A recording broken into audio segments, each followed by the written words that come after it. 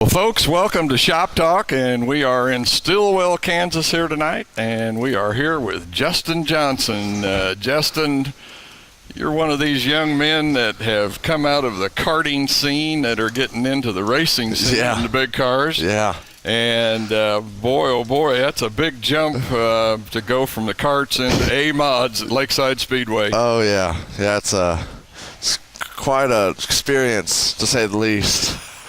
It's a big jump from go-karts to A-mod, man. Yeah, I can't imagine. It'd have to be quite a transition to try and make that. Yeah. Now, you started racing go-karts when you were 12, and you raced until you were 15 years old. Mm-hmm. What was that like? Is go-karts a good training ground for people that are really wanting to get into racing? I mean, yeah. For young kids, definitely.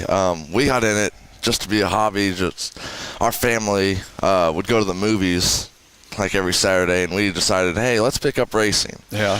And we're like, oh, we'll just spend a few dollars here and a few dollars there, and it turned into just all out traveling. And but it really is a good experience for young kids, and it taught me a lot about racing, staying smooth, and I mean I use a lot of things I learned in go-karts out on the track on an NA mod. So as far as the driving part, it's a good experience, and going to teach you a lot of the skills that you're going to need to know later on. Yeah, definitely.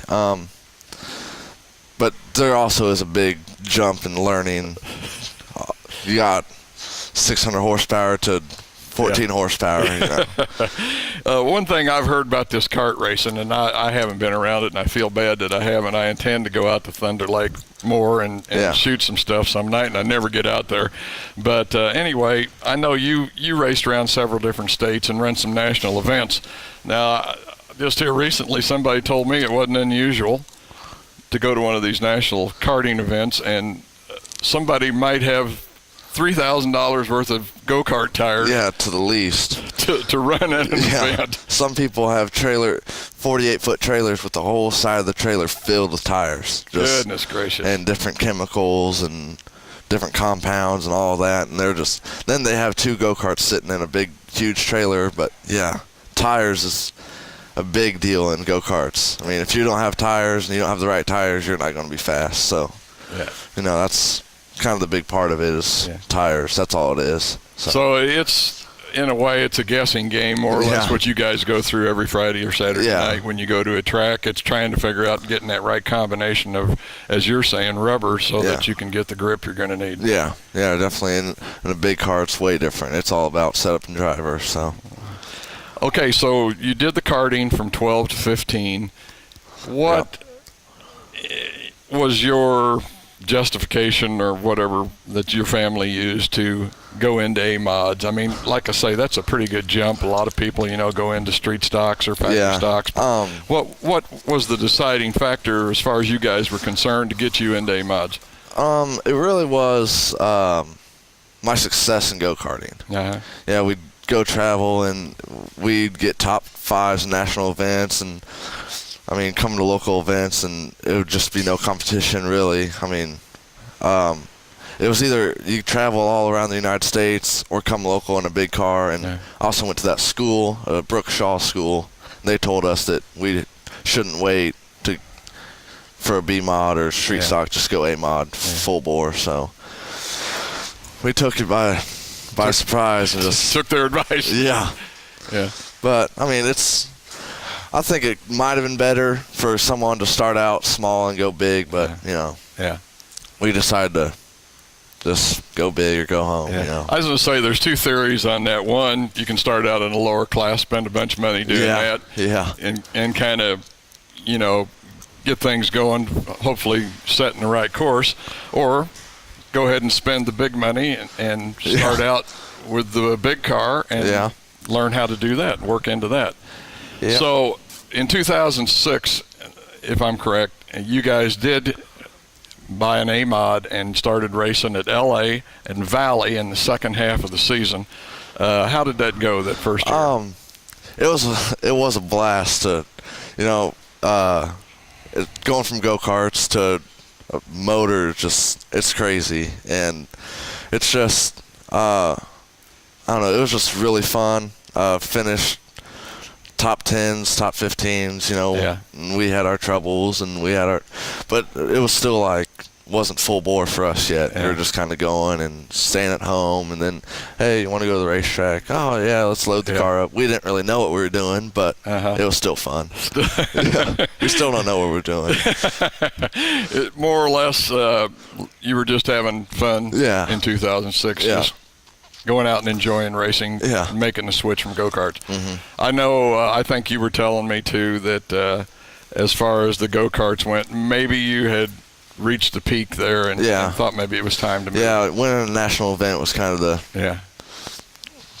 peak of my go-karting career, and that's kind of the decision point to go big in modified racing. Do the big thing. Yeah. In 2007, you guys come back out and still not really running the full season, but probably starting to get into it just a little bit more. Yeah, we're hooking up with people and seeing, we started listening to people and then trying our own thing. And, it was, I guess it was kind of a struggling year. Seeing where we had come from the first year. And then we bought a new car at the beginning of the season, and we were trying to figure that out and kind of getting bigger into things, spending more money. And, we didn't have a great season, but it was still really fun, So, still a learning experience. Yeah. Definitely. 2008, you're running a Belleville chassis, if I'm correct. Yeah. And you're still trying to find that right setup, and it had to be really frustrating to hear. That's probably about 2.5 years you were into A-mods. And still having trouble, and more of the same, 2008. Yeah, struggles, car breaking, and it's hard to go from, winning week to week to week to week in go-karting to barely making the show and barely finishing, and it's just, it was frustrating, but at the same time, it was a good learning experience, trying to make checkered flags. That's our main goal. Just finishing. Yeah. Just getting the car in one piece. Yeah. Load it back up on the trailer so you don't need the tow truck to get it in there. We come to 2009, and you decide to switch chassis. You bought one of Tim Carrick's car that he ran in 2008. Yeah. At Warrensburg. Pardon me? At Warrensburg. At Warrensburg. Yeah. So, really, now you have picked up a car that has got a proven history. Tim had, pretty good luck with it. Yeah. So now that you're running a chassis that has done pretty good. Plus, you're probably getting something a little closer to home. I don't know what kind of tech support you were getting with Belleville, but with Tim Carrick so close, I'm sure Tim's been helping you out a little bit. Yeah, and Tim has helped us out a lot. We can always go to him if we're having a little bit of issues and can't decide what we're doing. We can go to him and he clarifies what to do. But it's also the big stressful thing is big shoes to fill. The car's capable of winning, but you're just not quite getting there. It's sometimes more frustrating than the Belleville car was, just because nobody knew about it. Right. So. Was going to ask you what's probably been the high point of your career.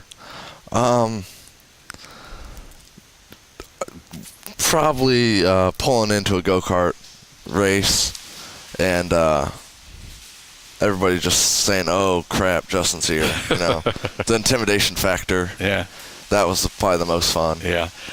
Justin, I know you got some folks you want to thank. They help get you on the track each week. Who are they? Definitely my parents. 4-Star Lawns, my dad's company, helps us out. Steve and Austin Huckabee, they're always down in the pit area helping us out. Driscoll's, they're always helping us. Tim Carrick, everybody, Kerry Davis, everybody. The big guys kind of come and help out the young drivers and help us out. So it's a big family thing. It's one big family. Yeah, it's really fun. Yeah. Okay, folks, we're going to have to wrap up Shop Talk here with Justin Johnson, one of the young guys from go-karting you want to really keep an eye on.